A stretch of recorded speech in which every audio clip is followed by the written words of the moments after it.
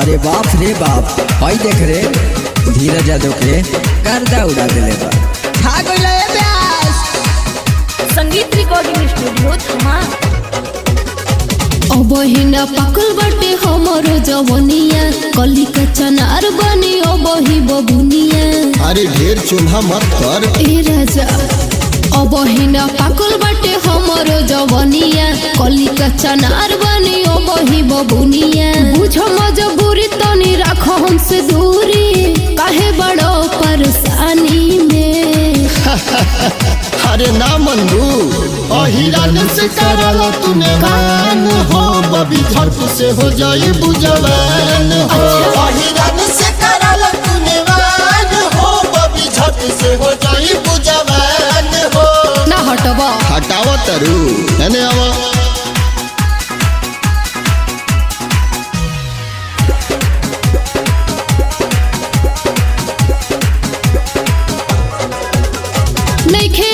Test हमरा लिहाला के test ऐसन मजा हो। अच्छा? ऐसन मजा हो।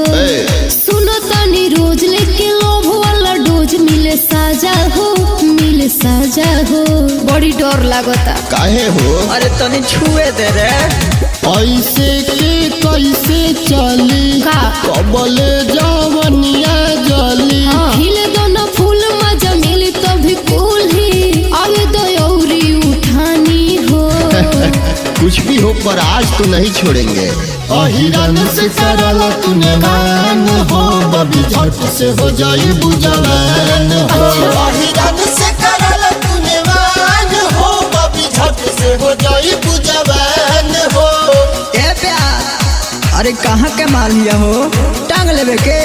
चल टांग लेवल जाओ।